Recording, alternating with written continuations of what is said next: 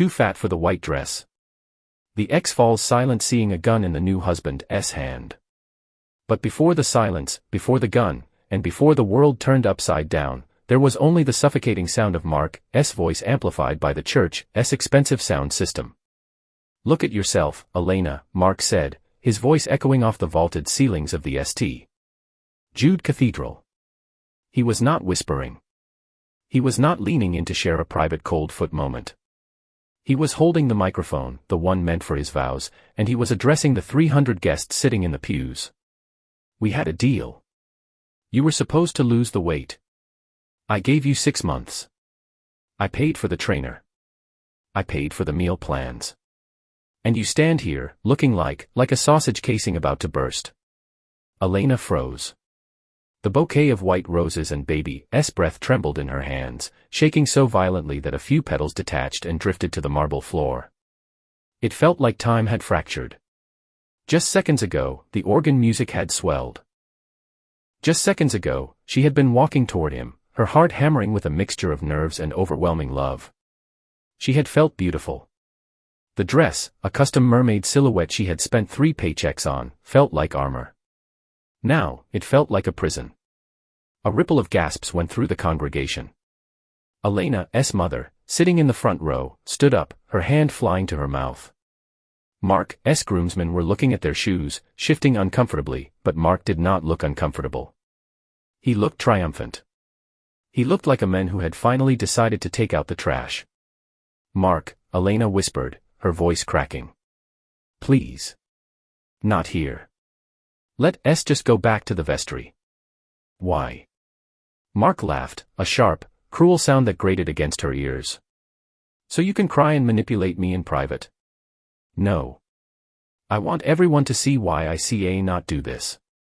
I ca not tie myself to someone who has no self-control.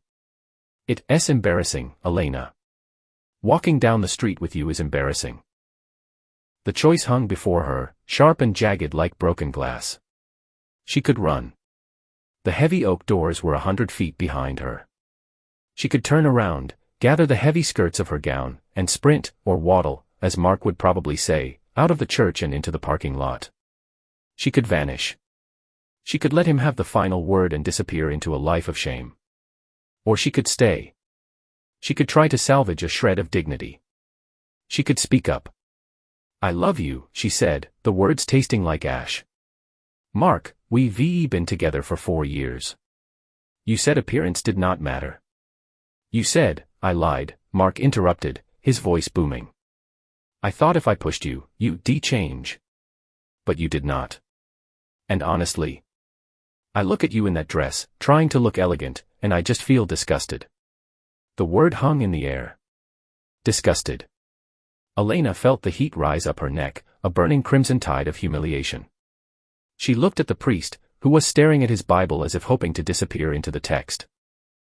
She looked at her bridesmaids. Her best friend Sarah was crying, but she was not moving. No one was moving. They were all paralyzed by the sheer audacity of the cruelty. "You have a choice, Elena," Mark sneered, stepping closer, looming over her. "You can walk out of here and go work on yourself, maybe try again in a few years when you reach a size that does not make me want to vomit. Or you can stand here and beg. But the wedding is off. The party is off. And judging by the way that seam is straining on your hip, you should probably get a refund on the dress before you rip it." He pointed the microphone at her, waiting for her answer, treating her heartbreak like a game show. The silence stretched, thin and agonizing. Elena opened her mouth, but no sound came out. The air in the church had turned into syrup, thick and unbreathable. She wanted to scream at him, to slap him, to tell him that she was worth more than a number on a scale. But the insidious voice in the back of her head, the voice Mark had been nurturing for years, whispered, "He's right. Look at you. You ruined everything." Elena did not run. She did not fight. She simply collapsed inward. The energy required to hold her head up vanished. Her shoulders slumped. The grand cathedral, which she had personally decorated with thousands of dollars worth of lilies and hydrangeas, money from her own savings, began to spin. Mark, sensing his total victory, did not stop. He seemed to feed off her silence. It's not just the weight, is it? He turned to the crowd, engaging them as if he were giving a keynote speech. It's the laziness. It's the lack of discipline. I am a rising executive. I need a partner who reflects my ambition. Elena is comfortable. She's stagnant. From the corner of her eye, Elena saw the movement. It started with one person in the third row, then spread like a contagion. People were pulling out their phones. The little black rectangles were raised, camera lenses fixed on her face. They were recording. She was going to be viral. The fat bride dumped at the altar. A meme. A cautionary tale for TikTok. Do not cry, she told herself. Do not give him the satisfaction of tears. But her body betrayed her. A hot tear tracked through her professional makeup, stinging her cheek. Then another. Oh, look, Mark mocked, feigning sympathy. Here come the waterworks. Typical. You act like the victim, Elena, but you did this to yourself. You ate the cake. You skipped the gym. You chose to be this. Elena looked down at her hands. She had manicured them yesterday, a soft pearl pink. She remembered looking at the engagement ring, thinking how heavy it felt. Mark had insisted on picking it out. It was small, delicate. To make your fingers look less chubby, he had said, laughing it off as a joke. Why had not she seen it then? Why had not she seen that he hated her? I'm sorry, she whispered, the microphone picking up the sound because Mark was holding it cruelly close to her face. Sorry does not fix the fact that I wasted 4 years, Mark snapped. Now, get out of my sight. Go. He made a shooing motion with his hand, like dismissing a stray dog. Elena took a step back. Her heel caught on the hem of her gown. She stumbled, arms flailing, and landed hard on her knees. The impact sent a jolt of pain up her legs, but the sound of the dress tearing was louder. A sharp yip echoed through the silent church. Laughter. It was not everyone. It was just a few people, Mark's frat brothers in the second row, a cousin who never liked her. But the sound shattered what little was left of her soul. She was on her knees at the altar, her dress torn, her mascara running, while the men she loved stood above her, looking down with a mixture of pity and revulsion. She was the architect of her own humiliation. She was a professional wedding planner. She made dreams come true for other people. She was known for her precision, her taste, her ability to handle any crisis. But she could not handle this. She was just the fat girl who thought she deserved a prince. Pathetic, Mark muttered, finally lowering the microphone, though his voice still carried. Someone help her up and get her out of here before she breaks the floor tiles. Elena closed her eyes, wishing the marble beneath her would open up and swallow her whole. She waited for her mother to rush forward, for Sarah to scream, for someone to save her. But the shock was too heavy. The room was frozen in a tableau of cruelty. She prepared herself to stand up, to begin the longest walk of her life back down the aisle, past the phones, past the judging eyes. She braced herself for a life where this moment would replay in her head every single night. I am nothing, she thought. He is right. I am absolutely nothing. Then, the sound of the heavy church doors slamming open broke the spell. It was not a normal opening, it was a violent, percussive boom that shook the dust from the rafters. The atmosphere in the church shifted instantly. The air pressure seemed to drop, the temperature plummeting 10 degrees in a second. The murmurs and the snickering cut off as if a physical blade had severed the sound. Elena, still on her knees, turned her head toward the entrance. Silhouetted against the bright afternoon light of the open doors stood a figure. He was tall, broad-shouldered, immovable. Behind him, 3 other men fanned out, moving with the synchronized lethality of soldiers or predators. They wore black suits that cost more than Mark's annual salary. They did not look like wedding guests. They looked like an execution squad. The men in the center stepped into the nave. As the light adjusted, Elena recognized him, and her breath caught in her throat. Viktor Volkov. He had been a client 3 months ago. She had organized a corporate gala for his logistics company. She remembered him as terrifyingly polite, a man of few words who paid in cash and whose eyes, cold, steel gray, seemed to see through every polite fiction she offered. She knew the rumors. Everyone in Chicago knew the rumors about the Volkov family. They did not just move logistics, they moved everything. They owned the shadows of the city. Victor walked down the center aisle. His gait was unhurried, smooth, predatory. He did not look at the guests. He did not look at the phones still recording. His eyes were locked on the altar. "Who the hell are you?" Mark demanded, his voice regaining some of its bluster, though it wavered slightly. "This is a private event. Get out." Victor did not answer. He kept walking. The sound of his dress shoes clicking on the marble was a rhythmic countdown. Click. Click. Click. As he passed the pews, guests instinctively shrank back. The aura of violence radiating from him was palpable. He reached the front, stepping over the rose petals Elena had dropped. He stopped 3 feet from where Elena knelt. He did not look at Mark. He looked down at her. For a moment, Elena thought she saw something flicker in those cold gray eyes, something hot and furious, but it was gone instantly. He extended a hand. It was large, scarred across the knuckles, steady as a rock. "Stand up, Elena," Victor said. His voice was not loud, but it possessed a gravity that made disobeying physically impossible. Trembling, she placed her hand in his. He gripped her fingers firmly, pulling her to her feet with an effortless strength that made her feel light as a feather. He did not let go. He pulled her slightly behind him, placing his body between her and Mark. "Excuse me," Mark shouted, stepping forward, his face red. "You see, not just walk in here and grab my fiancé. Who do you think you are?" Victor finally turned his attention to the groom. He looked Mark up and down, his expression one of mild boredom, like a man observing a stain on his shoe. "Fiancé?" Victor asked. "I heard you just fire her." "Quite publicly." "That's between us," Mark spat. "Security? Where is the security?" "Your security is sleeping in the parking lot," Victor said calmly. "And the doors are locked. No one leaves until we conclude our business." "Business?" Mark laughed nervously. "I do not know you."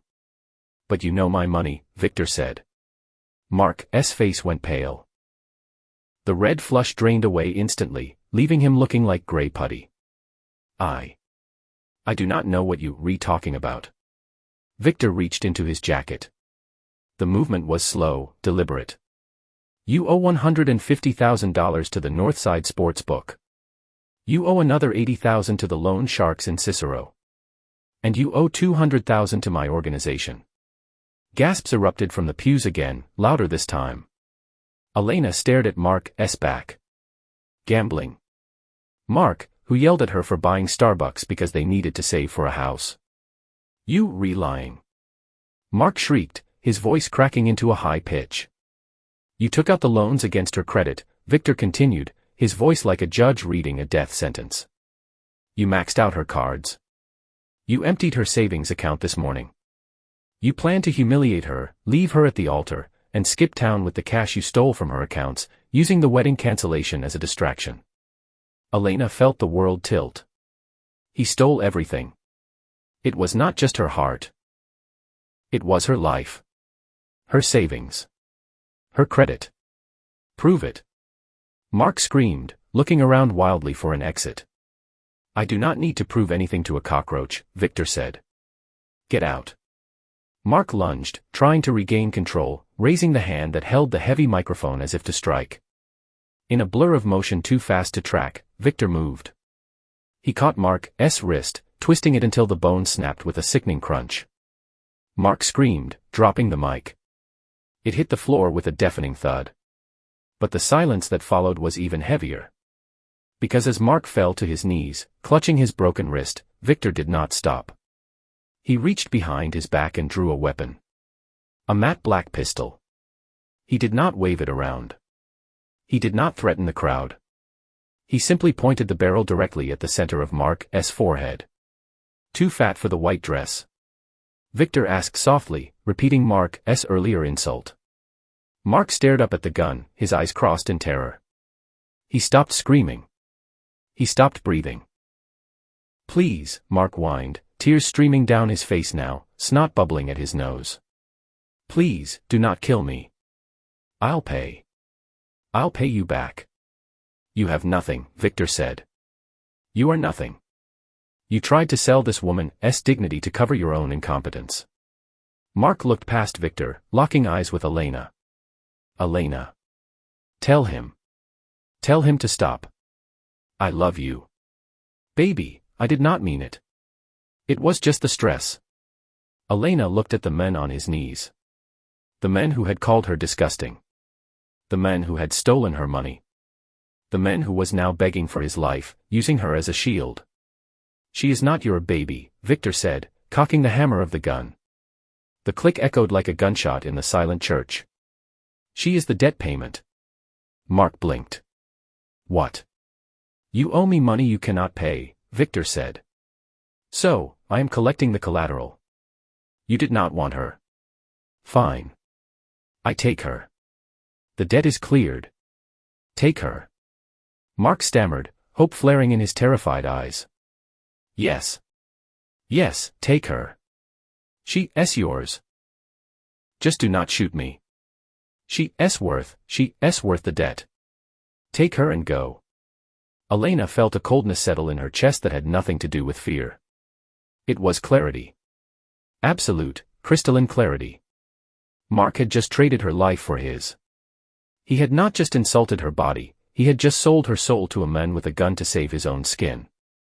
Elena looked at Mark, sniveling on the floor, and felt the invisible chains snap. For years, she had made herself smaller to fit into his world. She had starved herself, apologized for taking up space, thanked him for loving someone like her. She had thought he was the prize. Now, seeing him trade her like cattle, she realized he was not a prize. He was a parasite. She stepped out from behind Victor. Elena, stay back, Victor warned, his eyes never leaving Mark. No, Elena said. Her voice was steady. Strong. It surprised even her. She walked up to Mark. He looked up at her, relief washing over his face. Elena, thank God. You tell him. You go with him, and it's all fine, right? Elena looked down at him. She did not feel love. She did not feel hate. She felt nothing but revulsion. You are pathetic, she said. It was not a scream. It was a fact. And you wrong. What? Mark asked. I'm not worth your debt, she said. I'm priceless.